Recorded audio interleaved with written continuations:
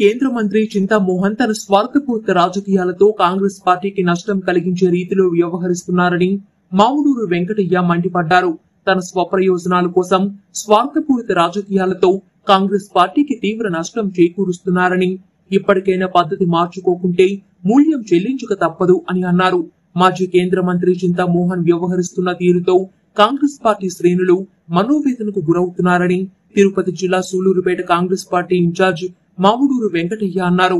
తన స్వగృహం నందు ఏర్పాటు చేసిన ప్రత్యేక విలేకరుల సమావేశంలో ఆయన మాట్లాడుతూ, పార్టీ కష్టకాలంలో తమ సొంత నిధులతో పార్టీ శ్రేయస్సు కోసం ఎన్నో కార్యక్రమాలను నిర్వహిస్తూ వచ్చామని, ఎన్నికలలో పార్టీ అభ్యర్థి నియామకంలో గంటకు ఓ నిర్ణయం తీసుకుంటూ తమ ఇష్టానుసారంగా వ్యవహరిస్తున్న చింతామోహన్ తీరును తప్పుపట్టారు.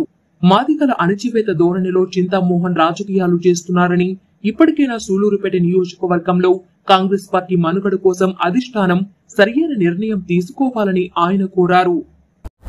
తిరుపతి కాన్స్టిట్యూన్సీలో చింతామోహన్ అనే మనిషి గంటకు ఒక ఎమ్మెల్యే క్యాండిడేట్ ని ప్రవేశపెడుతున్నారు.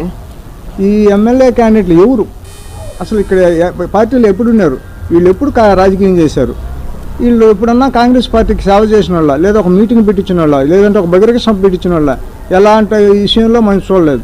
కానీ చింతామోహన్ గారు ఒక నలుగురు లేడీస్ని తీసుకొని వచ్చేస్తాడు, 4 పాంప్లెట్లు ఇస్తాడు, ఫోటోలు తీసుకుంటాడు, ఈ ఫోటోలు పేపర్లకు ఇస్తాడు. ఇది అధిష్టానం తెలుసుకోలేకుంది. ఇందువల్ల ఏంటంటే మొన్న ఒక అతనికి టికెట్ ఇచ్చారు, తిలకబాబు గని ఇచ్చేసి ఆ తిలకబాబుకి అన్నీ రెడీ చేసుకొని ఆయన వెహికల్ కూడా రెడీ చేసుకొని వచ్చేటప్పటికి నిన్నటికేమరంటే ఇంకొక ఆయన శివాయి అనేసి ఇంకొక ఆయనకి ఇచ్చారు. ఇదేంది ఇది? ఏదో అంగట్లో పోయి 10 రూపాయలు పెట్టి వస్తువు కొనుక్కున్నట్టుందే కానీ ఇది కరెక్ట్గా అనిపించడం లేదు. ఈ చింతామోహన్ గారు మన తిరుపతి కాన్స్టిట్యూన్సీలో ఇతని మనసులే ఉండాలి, ఎల్లకాలం ఇల్లే ఉండాలి, ఆయనే పరిపాలించాలి. ఆడ వచ్చిన ఏదైనా పార్టీ పనులు కానీ ఏది ఫ్యాక్టరీలు కానీ ఏమైనా కూడా ఆయనే తీసుకొచ్చుకోవాలి.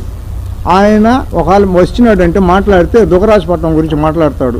దుగరాజపట్నంలో 1000 ఎకరాలు కొనిపెట్టుకొని ఎక్కడెక్కడో కొనిపెట్టుకునేసి ఎక్కడెక్కడో వాటలు కట్టుకునేసి ఈ రాజకీయం చేస్తుంటాడు. ఒకవేళ పార్టీ గురించి ఎవరైనా మాట్లాడితే వాళ్ళని అప్పటికప్పటికే తీసేసి వేరే వాళ్ళకి ఇస్తారు. కాంగ్రెస్ పార్టీని అధిష్టానం ఎత్తుకుంటే అధిష్టానం విషయానికి ఇతని సమస్య పోతుందా లేదా మాకు తెలియడం. మేము ఎన్నోసార్లు కంప్లీట్ ఇచ్చాం. అయ్యా మన తిరుపతి కాన్స్టిట్యూన్సీలో ఈ మారే జరుగుతుంది, ఒక కాన్స్టిట్యూన్సీ కూడా సరైన నాయకుడు నేయడం లేదు అనేసి మేము బాధపడతామంటే ఏ రోజు మమ్మల్ని గురించి పట్టించుకోవడం లేదు. ఇది ఇలా పోతే ఇట్లా కులపిచ్చి ఒకటి అతని కులపోలనే వేసుకుంటాడు.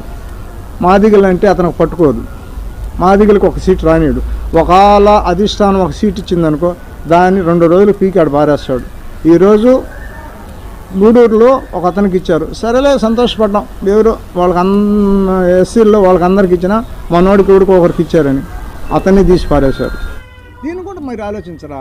ఒక్కసారి అధిష్టానం ఆలోచించండి దయచేసి, మీకు నమస్కారం చేసి చెప్తున్నాను. ఒక్కసారి అధిష్టానం ఆలోచించుకొని నిర్ణయం తీసుకోండి.